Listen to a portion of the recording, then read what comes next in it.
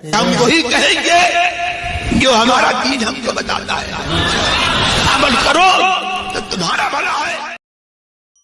اما بعد فاعوذ باللہ من الشیطان الرجیم بسم اللہ الرحمن الرحیم ان اللہ وملائکتہ یصلون علی النبی یا ایہا الذین آمنوا صلوا علیہ وسلموا تسلیما اللہم صلی علی سیدنا و شفیعنا و حبیبنا و مولانا محمد وبارک وسلم صلاۃ و سلام علیک یا رسول اللہ صلی اللہ تعالی علیہ وسلم۔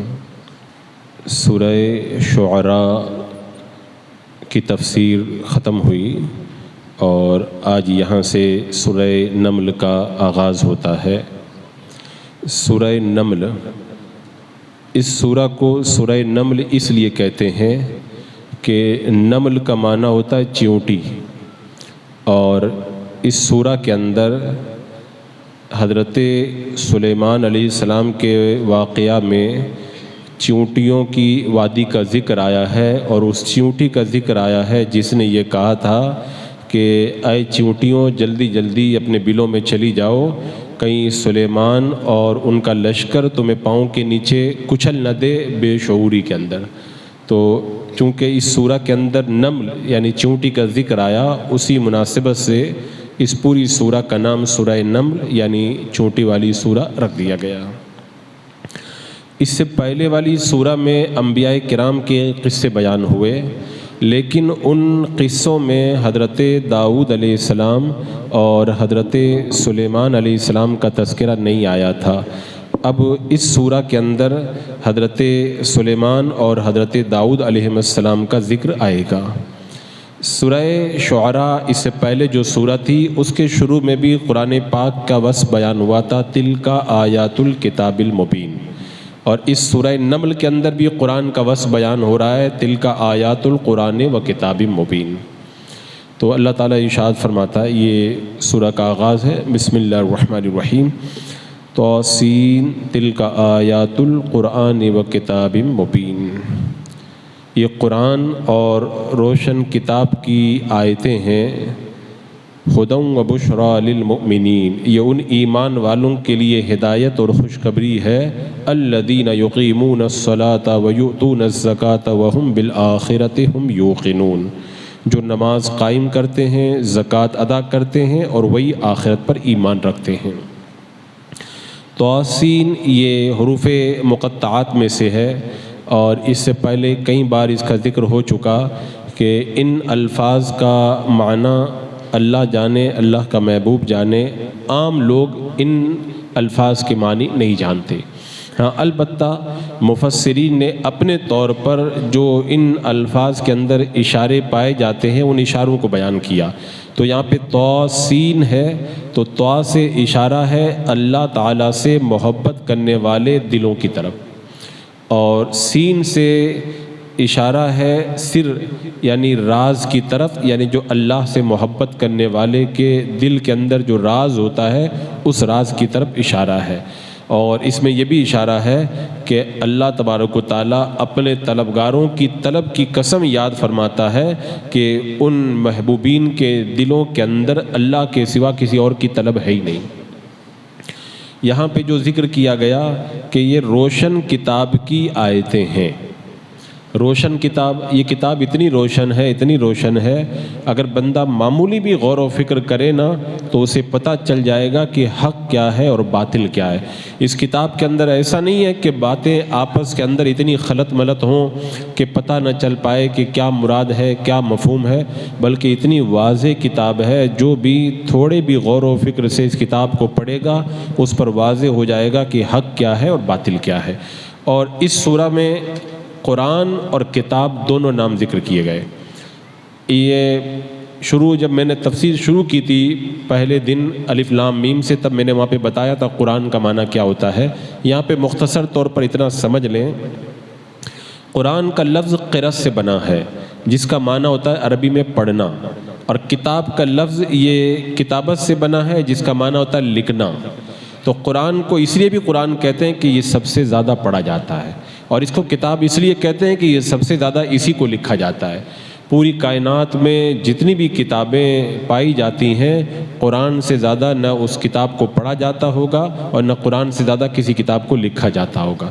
دنیا میں سب سے زیادہ پڑھی جانے والی کتاب یہی ہے، اس لیے اس کو قرآن کہتے ہیں، اور دنیا میں سب سے زیادہ لکھی جانے والی کتاب یہی ہے، اس لیے اس کو کتاب کہتے ہیں۔ کتاب کا معنی ہوتا ہے لکھنا، اور یہی وجہ ہے کہ آپ دیکھتے ہیں کہ آج دنیا کے اندر سب سے زیادہ چھپنے والی کتاب جو ہے وہ قرآن پاک ہی ہے۔ یہ ہر سال کتنے کروڑ چھپتا ہے، اس کا کوئی اندازہ نہیں لگا سکتا، اور صرف ایک زبان میں نہیں، بے شمار زبانوں کے اندر یہ چھپتا ہے۔ ایک ایک ملک کے اندر لاکھوں کروڑوں کی تعداد میں قرآن چھپ رہا ہے، یہ اللہ کا وہ مقدس کلام۔ اس آیت کریمہ میں فرمایا گیا کہ یہ ہدایت ایمان والوں کے لیے ہدایت اور خوشخبری ہے۔ یہاں پہ ایک سوال ذہن میں آ سکتا ہے کہ یہ کتاب تو تمام لوگوں کے لیے ہدایت ہے، یہ کیوں کہا گیا کہ مسلمانوں کے لیے ہدایت ہے؟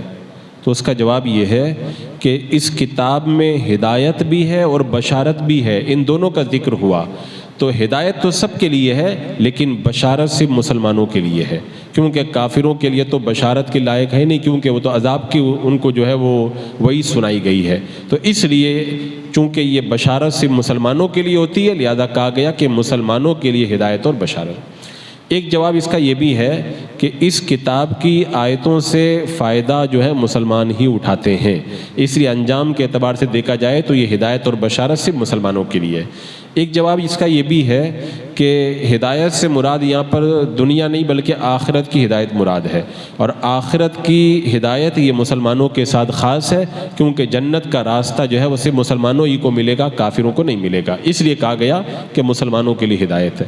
اور ایک جواب اس کا یہ بھی ہے کہ ہدایت تو کئی طرح کی ہوتی ہے، لیکن پوری مکمل ہدایت، زندگی کے قدم قدم پر ہدایت، ہر سانس سانس میں ہدایت، یہ ہدایت اسی کے لیے ہے جو ہر لمحہ ہر سانس جو ہے اپنے آپ کو اللہ اور اس کے رسول کے فرامین پر قربان کر دے، اور یہ وہی بندہ ہوگا جو ایمان والا ہوگا، ورنہ کافر تو ہر سانس کے اندر جو ہے وہ قرآن مقدس کی ہدایت کو ہدایت نہیں مانتا ہے، لہذا اس لیے قرآن مقدس یہ اہل ایمان کے لیے ہدایت ہے۔ یہاں پر جو فرمایا گیا کہ یہ ہدایت ہے اور بشارت ہے مسلمانوں کے لیے، تو اس کی ایک وجہ یہ بھی بیان فرمائی گئی ہے کہ چونکہ آخرت پر کامل یقین جو بندہ رکھتا ہے اور نیک کام کرتا ہے، اللہ کے خوف اپنے دل میں رکھتا ہے، پورے طور پر وہی بندہ جو ہے وہ اس سے ہدایت حاصل کر سکتا ہے، اس لیے کہ آگے اللہ تعالیٰ نے کیا فرمایا، الذین یقیمون الصلاۃ، جو نماز قائم کرتے ہیں، زکوٰۃ ادا کرتے ہیں، وہی آخرت پر ایمان رکھتے ہیں۔ تو پوری ہدایت انہی لوگوں کو ملے گی جو نماز بھی پڑھتے ہیں، زکوٰۃ بھی دیتے ہیں، آخرت پر یقین رکھتے ہوئے گناہوں سے پرہیز بھی کرتے ہیں۔ اور یہاں پہ جو فرمایا گیا نماز قائم کرتے ہیں، اس کا معنی میں نے اس سے پہلے کئی مرتبہ بتا دیا۔ نماز قائم کرنے کا مطلب کیا ہوتا ہے؟ قائم کا مطلب سیدھا کرنا، تو سیدھا کرنے سے مراد نماز ہمیشہ پڑھتے ہیں، اور ہمیشہ کیسے پڑھتے ہیں؟ ظاہری آداب کا بھی خیال کرتے ہیں، باطنی آداب کا بھی۔ ظاہری آداب یعنی فرائض، شرائط، سنت، مستحبات سب کی رعایت کرتے ہیں، اور باطنی شرائطیں کیا ہیں؟ دل میں عاجزی ہو، دل حاضر ہو، اللہ کی بارگاہ کی طرف متوجہ ہوں، تو یہ باطنی آداب ہیں۔ جیسا کہ حضرت حاتم زاہد رضی اللہ تعالیٰ عنہ سے کسی نے پوچھا تھا ایک بار، آپ نماز کس طرح پڑھتے ہیں؟ تو آپ نے جواب دیا، جب نماز کا وقت قریب ہوتا ہے تو اچھی طرح وضو بناتا ہوں، پھر مصلی پر سیدھا کھڑا ہو جاتا ہوں، اور دل میں یہ ارادہ کرتا ہوں کہ خانہ کعبہ میرے چہرے کے بالکل سامنے ہے، مقام ابراہیم میرے سینے کے آگے ہے، اللہ رب قدیر کی رحمتیں میرے پاس میں ہے جو میرے ہر حال کو دیکھ رہا ہے، اور میں پل صراط کے اوپر کھڑا ہوں، اور جنت میرے دائیں طرف ہے، جہنم میرے بائیں طرف ہے، اور ملک الموت میرے پیچھے کھڑے ہیں، میری روح قبض کرنے کے لیے تیار ہے۔ ہر نماز کے متعلق میں یہ خیال کرتا ہوں کہ یہ میری زندگی کی آخری نماز ہے، پھر اللہ اکبر کہتا ہوں، قرآن کی تلاوت کرتا ہوں، ایک ایک لفظ پہ غور کرتا ہوں، عاجزی کے ساتھ رکوع کرتا ہوں، رکوع میں روتا ہوں، سجدہ کرتا ہوں، اور سجدے کے اندر بھی میں گڑ گڑاتا ہوں، اور پھر التحیات پڑھتا ہوں، سنت کے مطابق میں پھر سلام پھیرتا ہوں، پھر جب فارغ ہو جاتا ہوں تو نماز کے قبول ہونے اور قبول نہ ہونے کے خوف سے ڈرتا رہتا ہوں۔ فرمایا میں اس طرح 30 سال سے نماز پڑھ رہا ہوں، 30 سال سے اس طرح نماز پڑھ رہا ہوں۔ تو یہ ہے نماز کو قائم کرنا۔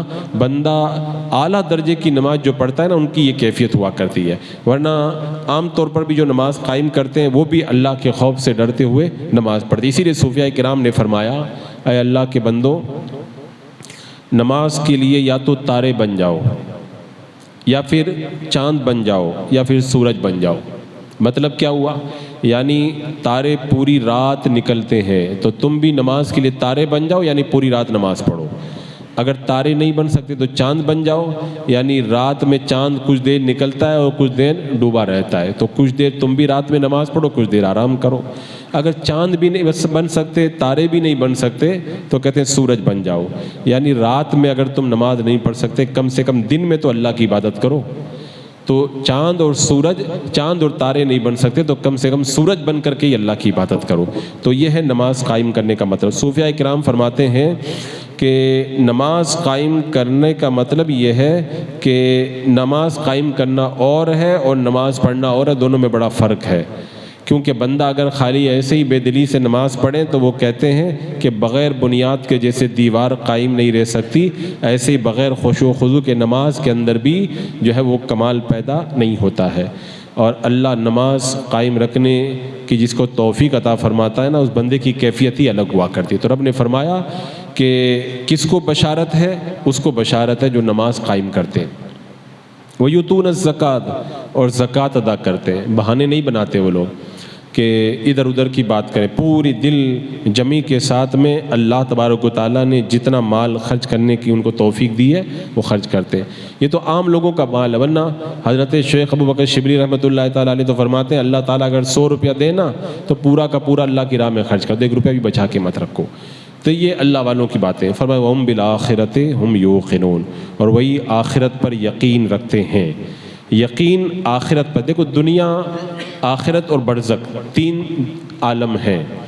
یعنی اگر آپ غور کریں گے تو دنیا کی ابتدا ہمارے پیدا ہونے سے ہے، اور دنیا کی انتہا موت کے وقت تک۔ پھر اس کے بعد میں جو زندگی ہے وہ برزخ کی زندگی ہے، اس کی ابتدا مرنے سے شروع ہوتی ہے اور قیامت آنے تک برزخ کی زندگی ہے۔ اور پھر آخرت کی زندگی قیامت سے شروع ہوتی ہے، کب ختم ہوتی ہے کسی کو نہیں پتہ ہے۔ تو دنیا ابھی جو ہم جی رہے ہیں، اور پھر مر جائیں گے تو پھر برزخ کی زندگی، پھر قیامت آئے گی تو پھر آخرت کی زندگی، یہ 3 زندگیاں ہیں۔ تو یہاں پہ کیا فرمایا گیا؟ فرمایا گیا کہ آخرت پر یقین رکھتے ہیں۔ یہ نہیں کہا کہ دنیا پر یقین رکھتے ہیں، کیونکہ دنیا پر تو کافر بھی یقین رکھتا ہے۔ دنیا، کافر کو بھی پتہ ہے کہ دنیا میں میں موجود ہوں اور یہ دنیا ہے۔ تو دنیا کی زندگی تو بالکل نظر آتی ہے، سب دیکھتے ہیں، تو دنیا کی زندگی پر ایمان لانا ضروری نہیں ہے، بلکہ کیا فرمایا وَبِالْآخِرَةِ هُمْ يُوقِنُونَ۔ کیوں؟ یؤمنون بالغیب، آخرت چھپی ہوئی ہے، غائب ہے، اور ایمان ظاہر پر نہیں بلکہ چھپی ہوئی چیز پہ لایا جائے، تو لہذا فرمایا گیا آخرت پر ایمان لاتے ہیں۔ اور آخرت پر ایمان سب نہیں لاتے ہیں، صرف مسلمان لاتے ہیں، کیونکہ ہندو اور دوسرے لوگ قیامت کو مانتے ہی نہیں، اور قیامت کے بعد کی چیزوں کو بھی نہیں مانتے۔